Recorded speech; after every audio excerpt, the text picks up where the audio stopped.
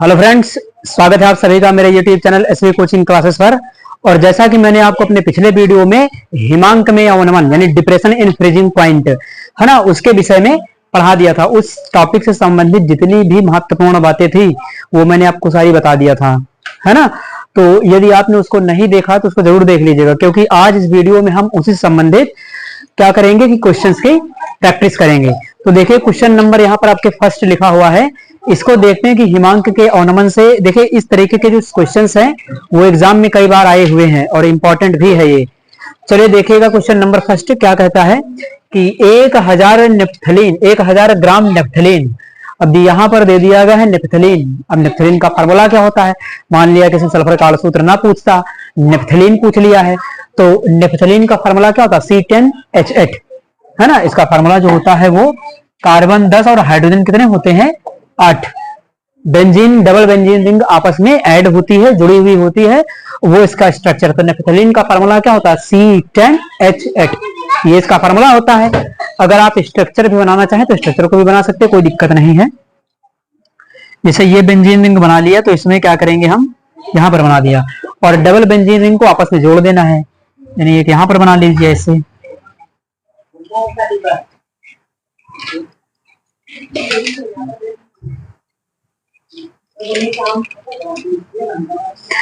इस प्रकार से तो ये नेफ्थलीन का स्ट्रक्चर होगा। क्या जानकारी के लिए आपको बता दिया कि नेफ्थलीन इस तरीके का होता है। मान लिया कभी एग्जाम वगैरह प्रैक्टिकल में आपसे पूछ ले, है ना, बनवा ले संरचनाएं, क्योंकि नेफ्थलीन है इस तरीके के जो कठिन कठिन फार्मूले होते हैं, कभी कभी एग्जाम प्रैक्टिकल्स में केवल यही कह देता है कि आप इसका फार्मूला लिख करके दिखाइए, है ना। तो नेफ्थलीन का फार्मूला ये होता है, ये उसका स्ट्रक्चर है और ये उसका फार्मूला है।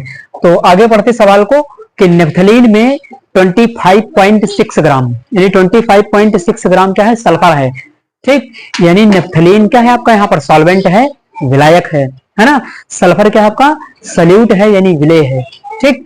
उसके बाद को घोलने पर उसके हिमांक में 0.68 केल्विन, यानी हिमांक में 0.68 केल्विन का क्या होता है, डिप्रेशन प्राप्त होता है, यानी अवनमन प्राप्त होता है ना। आगे देखिएगा, अवनमन प्राप्त होता है तो सल्फर का अणु सूत्र क्या होगा। देखिए ये मोस्ट इंपॉर्टेंट क्वेश्चन है, इसकी प्रैक्टिस जरूर करिएगा, ये आपके एग्जाम में आ सकता है। क्योंकि इसमें देखिए पूछा क्या गया, तो सल्फर का अणु सूत्र। अभी तक जितने सवाल आपकी बुक्स में दिए गए हैं किताबों में वो अणु सूत्र पर नहीं, लेकिन ये क्वेश्चन क्या है थोड़ा सा स्पेशल इसलिए हो जाता है क्योंकि यहाँ पर सल्फर का अणु सूत्र कैलकुलेट करने के लिए आपसे कहा है ना। तो चलिए जो जो डाटा हमें सवाल में दिया गया है हम उसी को देख करके पहले हम इस डाटा को लिख लेते हैं जो हमें सवाल में दिया गया है।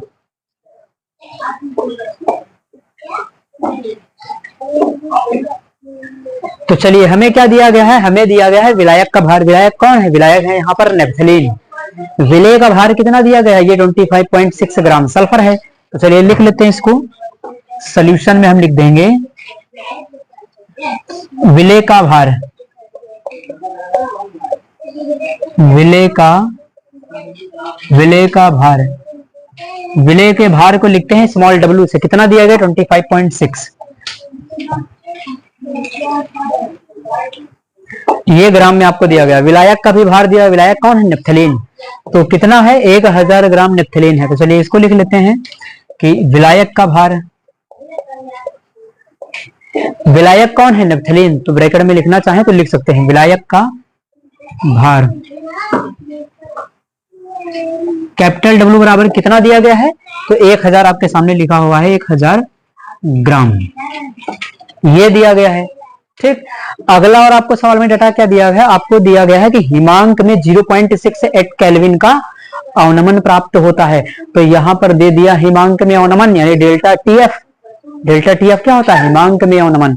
तो हिमांक में अवनमन का मान आपको 0.68 केल्विन दे दिया गया है। तो चलिए इसको लिख लेते हैं कि हिमांक में अवनमन, हिमांक में अवनमन डेल्टा TF। डेल्टा TF कितना दिया गया, तो 0.68 केल्विन है। तो यहां से आपको हो जाएगा 68 केल्विन, ये हो जाएगा। उसके बाद और एक आपको दिया है KF। अब ये KF क्या है, मैंने आपको पहले भी बताया था कि ये है आपका मोलल अवनमन स्थिरांक, या इसको कभी कभी हिमांक अवनमन स्थिरांक कह देते हैं, है ना। तो ये लिखा हुआ KF किसके लिए होगा, तो नेफ्थलीन का होगा, है ना। ये जो आपको दिया गया मोल अणुमन स्थिरांक किसका होगा, नेप्थलीन का। ठीक, तो के एफ बराबर आपको दिया ही गया है,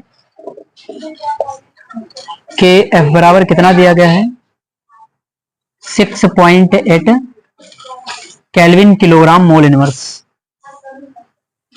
इतना डाटा आपको सवाल में दिया गया है। अब जरा 1 मिनट के लिए हम उस फार्मूले को देखते हैं जो हमें यूज करना है ना। फार्मूला देखिएगा क्या है, तो फार्मूला है आपका डेल्टा टी एफ बराबर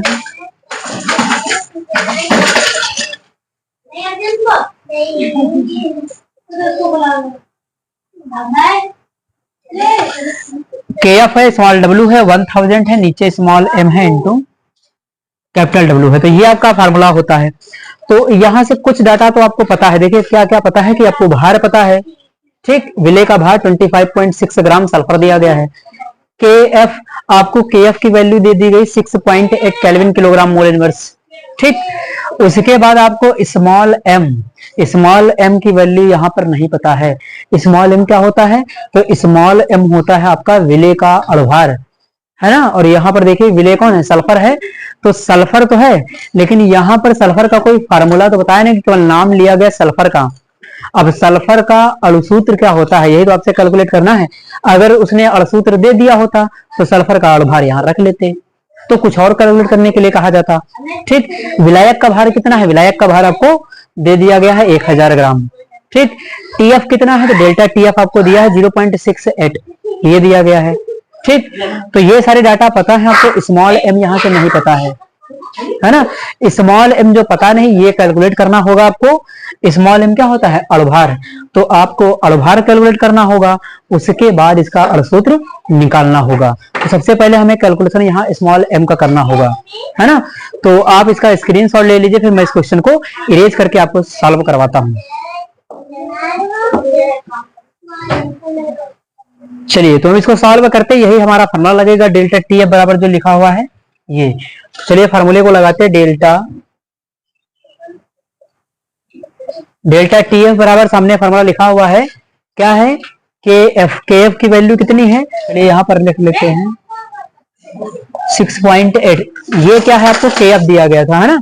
स्मॉल डब्ल्यू क्या है, विले का भार है, और विले का भार कितना दिया गया, 25.6। तो यहाँ पर रख लेंगे इसको, और फार्मूले में क्या है 1000 है, तो ये 1000 ये हो गया। स्मॉल एम आपको पता नहीं है। ठीक, उसके बाद कैपिटल डब्ल्यू आपका विलायक का भार। विलायक का भार देखिए कितना दिया गया है, ये विलायक का भार है आपका 1000 ग्राम। चलिए यहाँ पर 1000 रख लीजिए। डेल्टा टीएफ भी आपको तो पता है, डेल्टा टीएफ की वैल्यू कितनी है, डेल्टा टीएफ आपके सामने लिखा 0.68, ये लिखा हुआ है। तो इसको हम इरेज करके यहाँ पर लिख लेते हैं 0.68। आपको स्मॉल एम चाहिए, एम वहां पर ले जाइए, 68 को यहाँ ले आइए। तो ये बनेगा स्मॉल एम बराबर 6.8 इंटू 25.6 इंटू 1000, और नीचे क्या होगा, तो नीचे जो डाटा आपको दिया गया, देखिए 0.68 कहाँ जाएगा नीचे, तो ये 0.68 हो जाएगा। और कितना है 1000 है, तो नीचे 1000 कर लेंगे। ठीक, अब इसमें जो कटने वाला उसको काट लेते, 1000 ऊपर 1000 नीचे, ये दोनों क्या होंगे, कैंसिल आउट हो जाएंगे। ठीक, उसके बाद क्या करेंगे कि यहाँ पर देखिए 25.6 है ये, और यहाँ पर 6.8 ये दिया गया है। तो हम क्या करेंगे कि यहाँ पर एक जीरो लगा करके संख्या बराबर कर लिया पॉइंट के बाद। अब पॉइंट हटा सकते हैं, तो यहाँ से हमने क्या किया, पॉइंट को हटा दिया। नीचे 68 है, ऊपर 680 है, ये कट जाएगा ना। तो चलिए काट देते इसको। तो आगे लिखा जाएगा स्मॉल एम बराबर 10 बार में कट जाएगा, 68 दशम में, तो ये कर दिया 10 हो गया ना। अब 10 को 25.6 से मल्टीप्लाई कर देंगे, तो दशमलव क्या होगा, एक पॉइंट की ओर खिसक जाएगा, तो ये 256 बन जाएगा। ठीक, तो चलिए इसको हम कर लेते हैं 10 इंटू 25.6, है ना, ये कर देंगे मल्टीप्लाई, तो कितना हो जाएगा 256। यानी यहां से आपका अणुभार आ गया। देखिए स्मॉल एम क्या होता है, स्मॉल एम होता है आपका अणुभार, यानी अणुभार ये कैलकुलेट हो गया। अब आपको क्या करना होगा, अणुभार आपको पता चल गया है, आपको निकालना है अणुसूत्र। तो अणुसूत्र निकालने का फार्मूला क्या होगा, उसके लिए हमें क्या करना पड़ेगा, तो आप इसको चाहे लिख लीजिए, फिर मैं इसको जो है इरेज करके आपको समझा देता हूं। तो सल्फर का अणसूत्र फाइंड करना है। तो अगर अणसूत्र आपको निकालना है तो जरा हम यहाँ पर कुछ मान लेते हैं कि माना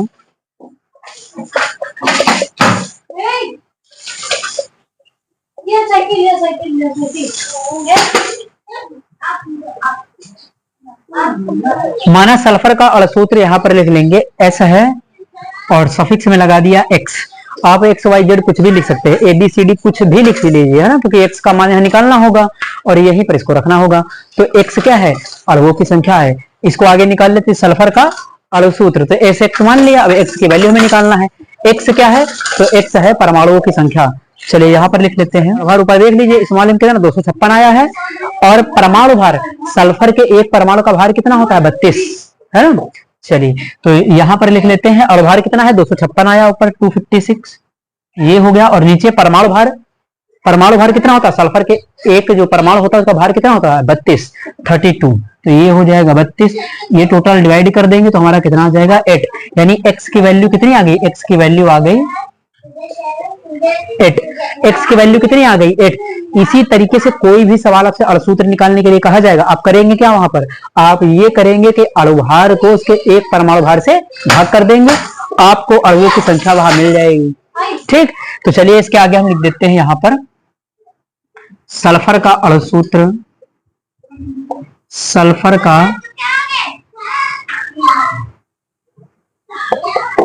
का अणुसूत्र बराबर देखिए सामने क्या लिखा, सल्फर का अणुसूत्र एस एक्स है, एक्स की वैल्यू कितनी है 8, तो ये आ जाएगा एस 8। ये जो आंसर आपको चाहिए था वो मिल गया, सल्फर का अणुसूत्र एस 8 होगा। तो इस तरीके के क्वेश्चंस की आप प्रैक्टिस जरूर करिएगा, है ना। तो आप इसका स्क्रीनशॉट ले लीजिए, फिर मैं आपको अगला क्वेश्चन सॉल्व करवाता हूं।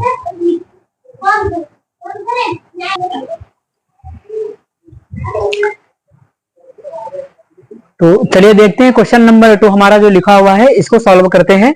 देखिए जल में बने चीनी के 5% भारानुसार विलयन का जो हिमांक है वो 271 केल्विन है, 271 केल्विन है। शुद्ध जल का हिमांक यानी डिप्रेशन ऑफ फ्रीजिंग पॉइंट किसका है, प्योर वाटर का कितना दिया गया है 273 केल्विन है। तो इसके मोलर अवनमन स्थिरांक का मान ज्ञात कीजिए। अब ये मोल डिप्रेशन कांस्टेंट क्या होता है, तो KF होता है। कैलकुलेशन करना है आपको, KF निकालना है। सवाल में दिया क्या क्या गया है, तो देखिए यहाँ पर दिया गया 5% भारानुसार, तो ये आपको दिया गया है द्रव्यमान प्रतिशत। द्रव्यमान प्रतिशत का ही दूसरा नाम है भारानुसार, यानी बाई वेट या बाई मास परसेंटेज। आपने पढ़ा था, मैंने आपको पढ़ाया था द्रव्यमान प्रतिशत। ठीक, तो 5% भारानुसार जब ये सवाल में कह देता है तो यहाँ पर बहुत दिमाग लगाना होता है कि ये भारानुसार का होता क्या है। तो भारानुसार का मतलब वो द्रव्यमान प्रतिशत आपको दिया गया होगा। द्रव्यमान प्रतिशत क्या होता है कि 100 ग्राम विलयन में उपस्थित, है ना, 100 ग्राम विलयन में उपस्थित विलय की ग्राम में संख्या या ग्राम में मात्रा उसका द्रव्यमान प्रतिशत कहलाती है ना। तो चलिए 5% भारानुसार, पहले इस बात को मैं लिख देता हूं कि 5% भारानुसार होगा क्या। तो सोल्यूशन में लिखेंगे कि 5%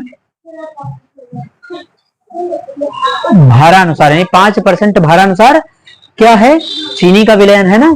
5% भारानुसार चीनी विलयन का अर्थ है, चीनी विलयन का अर्थ है ना। इसका मतलब तो मैंने पहले भी आपको समझा रखा कि 5% भारानुसार चीनी विलयन का अर्थ क्या होगा, इसका मतलब 5 ग्राम चीनी है, चीनी क्या है, विलय है ना। और उसके बाद क्या होगा 100 ग्राम का तो विलयन होगा, और 100 में से 5 माइनस कर देंगे तो 95 जो आएगा वो आपके विलायक का भार मिल जाएगा। तो इतनी क्वांटिटी किसकी है, यानी ये 5 ग्राम जो दिया गया यही किसका भार होता है, चीनी का। या जो भी विलय दिया जाएगा यहाँ पर जो भी संख्या होगी वो विलय का ही भार होगा, है ना। ठीक, तो ये हो गया 5 ग्राम। तो अर्थ है कि 5 ग्राम चीनी 100 ग्राम विलयन में उपस्थित है, 100 ग्राम विलयन में उपस्थित है। तो ये लाइन मैंने आपको समझाने के लिए लिख दी, वरना मैं चाहता तो डायरेक्ट भी आपको बता सकता था। यहाँ पर 5 ग्राम चीनी हो गई, 100 ग्राम क्या है, देखिए 100 ग्राम आपका विलयन है और 5 ग्राम चीनी, चीनी क्या होती है, विलय होती है। आपको विलय पता है, विलयन पता है। अगर विलायक निकालना होगा तो क्या करेंगे, विलयन माइनस विलय कर देंगे, आपको विलायक पता चल जाएगा। तो विलायक की कितना होगा, वो होगा 95 ग्राम। ठीक, चलिए लिख लेते हैं इसको हम। विलायक का भार विलायक का भार कैपिटल डब्ल्यू बराबर कितना होगा, विलयन माइनस विलय कर देंगे तो 100 माइनस 5 कर देंगे, कितना आ जाएगा 95 ग्राम आ जाएगा। विलायक का भार कितना मिलेगा, विलायक का भार मिल जाएगा 95 ग्राम, है ना। ऐसे सोच लीजिए 100 ग्राम का विलयन है, 100 ग्राम के अंदर 5 ग्राम चीनी है, तो 5 ग्राम चीनी क्या होगी, विलय होगी, और 100 ग्राम का विलयन है तो विलायक कितना होगा, जल 95 ग्राम। ठीक, तो विलायक का भार यहां से मिल गया। और सवाल में आपको क्या दिया है, विलयन का हिमांक क्या होता था, टीएफ, तो आपको टीएफ भी दिया गया है। टीएफ कितना है, विलयन का हिमांक दिया गया 271 केल्विन, ये दिया गया है। उसके बाद शुद्ध जल का हिमांक भी आपको दिया है, शुद्ध जल का हिमांक कितना 273 केल्विन है, 273 केल्विन शुद्ध जल। तो शुद्ध जल का जो हिमांक होगा वो क्या होता है, टीएफ 0 होता है, तो ये कितना आपको दिया गया 273। ठीक, इतना डाटा तो आपको पता हो गया ना। आप इसका स्क्रीनशॉट ले लीजिए, फिर मैं इसके बाद आपको इसको सॉल्व करवाता हूं। ठीक, तो चलिए ये आपको पता हो गया। अब हमें निकालना क्या होगा, फार्मूला आप देखिए सामने, आपको पता चल जाएगा क्या कैलकुलेट करना है। यहाँ पर डेल्टा टीएफ बराबर K F into small W और इंटू 1000 हो जाएगा, और नीचे small M into capital W. Capital W क्या होगा, विलायक का भार, स्मॉल एम क्या होगा, विलय का भार, विलय कौन है, चीनी, चीनी का भार कितना होगा 342। फार्मूला क्या होता है, C12H22O11। चीनी का फार्मूला क्या होता है, C12H22O11। C12H22O11 का परमाणु भार निकाल लीजिए कैलकुलेट करके, 342 आएगा। ठीक, तो स्मॉल एम क्या है, विलय का भार, विलय कौन है, चीनी, चीनी का भार कितना होगा 342। ठीक, डेल्टा टीएफ, आपको डेल्टा टीएफ भी तो निकालना पड़ेगा क्योंकि आपको केएफ ही निकालना है। देखिए क्या कहा है इसे निकालने के लिए, कहा सवाल में कि आप मोलल अवनमन स्थिरांक की गणना कीजिए। ठीक, तो केएफ आपको फाइंड करना है। तो चलिए पहले हम डेल्टा टीएफ यहां से निकाल लेते हैं। डेल्टा टीएफ बराबर कितना हो जाएगा, इस साइड में निकाल लेते हैं डेल्टा टीएफ। डेल्टा टीएफ कितना होता है, तो ये होता है टीएफ 0 माइनस टीएफ, ये होगा। अब टीएफ 0 कितना है, टीएफ 0 आपका 273 है, यहाँ 273 दिया गया। टीएफ विलयन का हिमांक है, तो विलयन का हिमांक कितना दिया गया, ये 271, ये हो गया। अब डेल्टा टीएफ यहां से निकाल लेंगे, 2 बचेगा, तो ये आ गया डेल्टा टीएफ। डेल्टा टीएफ कितना हो गया 2, तो डेल्टा टीएफ की वैल्यू यहां रखिए, केएफ आप फाइंड करिए फटाक से। तो केएफ निकालना, ये सब उधर मल्टीप्लाई में ले जाइए, तो केएफ का फॉर्मूला क्या बन जाएगा, केएफ बराबर कर लीजिए delta TF into small M into capital W. Formula पक्षांतर करना जरूर आता हो आपको, है ना। उसके बाद नीचे क्या होगा, नीचे आपका वही पुराना रहेगा, ऊपर वाला जो आपको दिया गया है इधर से ये हो गया, नीचे स्मॉल डब्ल्यू इंटू 1000 हो जाएगा।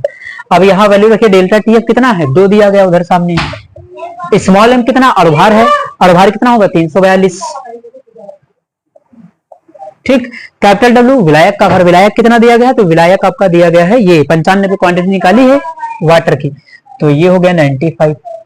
ठीक, ये हो गया। नीचे देखिए स्मॉल डब्ल्यू क्या है, विलय का भार, विलय का भार कितना है, तो विलय है 5 ग्राम चीनी, तो ये यहां कर लिया 5। उसके बाद 1000 तो फार्मूले में ही है, तो 1000 ये होगा। अब यहां से क्या करेंगे, इसको मैं जरा सा इरेज कर देता हूं, है ना, क्योंकि इसको सॉल्व करना पड़ेगा। चलिए, तो यहां से क्या करेंगे, जो कटने वाला उसको काट लीजिए, क्या कटेगा यहाँ से, ये कट जाएगा, 5 1 जा 5 हो जाएगा, ये 4 बचेगा, और 5 9 जा 45 हो जाएगा, तो ये 9 बार में तो ये उड़ जाएगा, कट जाएगा, यानी 19 से ये कैंसिल हो गया, और कुछ कटेगा इसमें से, ये 2 से कट जाएगा, 2 1 2, और ये 500 हो जाएगा, नीचे 500 नीचे हो जाएगा, और भी कुछ कटने वाला, अब तो कुछ कटेगा नहीं, 342 कर सकता है, 2 से कट जाएगा, 2 1 जा 2, और ये हो जाएगा 2 7 जा 14, और 2 1 जा 2, 171 ऊपर आ जाएगा, और ये 2 से काट देते 250 हो जाएगा। अब ऊपर देखिए 171 और 90 बचा हुआ है, यानी ऊपर आपका बचा है 171 इंटू 19, ये हो गया, और नीचे कितना बचा 250, ये हो जाएगा। अब इसको डिवाइड करके, मल्टीप्लाई करके डिवाइड कर लीजिए, आपको आंसर मिल जाएगा। तो इसको डिवाइड कर लेते हैं हम, कितना आ जाएगा 171 हो जाएगा, और ये 19 हो जाएगा, 3 हो जाएगा, 1794, ये हो जाएगा आपका 3249, यानी ये हो जाएगा 32, इधर हटा देते हैं इसको, 3249 यानी 49, और नीचे हो जाएगा 250, 250। अब डिवाइड कर लेते हैं इसको सीधे सीधे, तो ये हमें मिल जाएगा 250, 3249। कितनी बार में हो जाएगा ये? तो ये आपका 324 एक बार में तो पहले ही चला जाएगा, एक बार में हो जाएगा 250, ये 4 हो जाएगा, ये 12 से 5 माइनस कर देंगे तो ये बच जाएगा 7, यहाँ 7 हो जाएगा, ये हो जाएगा आपका 9। कितनी बार में होगा? 2 बार में हो जाएगा, हाँ 2 बार में हो जाएगा, तो ये 12 हो जाएगा, यानी 250, ये हो जाएगा, ये 9 और ये 4। पॉइंट लगाया यहाँ तो एक 0 बढ़ जाएगा। अभी ये कितने बार में होगा? तो अभी ये एक बार में ही होगा, 12.1 to 50, 0 9 से 5 गया 4, और यहाँ पर 50 बच जाएगा। फिर से पॉइंट लगा हुआ है, 0 बढ़ा लेते हैं, तो फिर 1 बार में, यानी ये हो जाएगा 12.11। इसका जो आंसर आपको मिल जाएगा, के एफ की जो वैल्यू मिल जाएगी वो मिल जाएगी 12.11, और के एफ है, के एफ का मात्रक क्या होता है? Kelvin kilogram mole inverse. ठीक, तो इसको हम लिख लेंगे kelvin kilogram mole inverse, kelvin kilogram mole inverse, ये आपका क्या हो जाएगा फाइनल। लेकिन ये याद रखिएगा कि एग्जाम में यहां से आपके क्वेश्चन आपको देखने को मिलते हैं, है ना, क्योंकि इस टॉपिक जो हिमांक का उन्नमन है, क्वथनांक का उन्नयन है, परासरण दाब है ना, ऑस्मोटिक प्रेशर वगैरह से यहां से प्रश्न आपको देखने को मिलता है। और यहां पर क्या होगा कि इसके बाद जब मैं आपको वन हाफ फैक्टर पढ़ा दूंगा तो वहां भी मैं इससे रिलेटेड संबंधित जितने भी क्वेश्चन और बन सकते होंगे मैं उन सभी को आपको सॉल्व करवा दूंगा अपने नेक्स्ट वीडियो में। और जो हमारा टॉपिक रहेगा इसके बाद वो हमारा टॉपिक रहेगा परासरण दाब यानी ऑस्मोटिक प्रेशर का, है ना। चलिए, thanks for watching this video.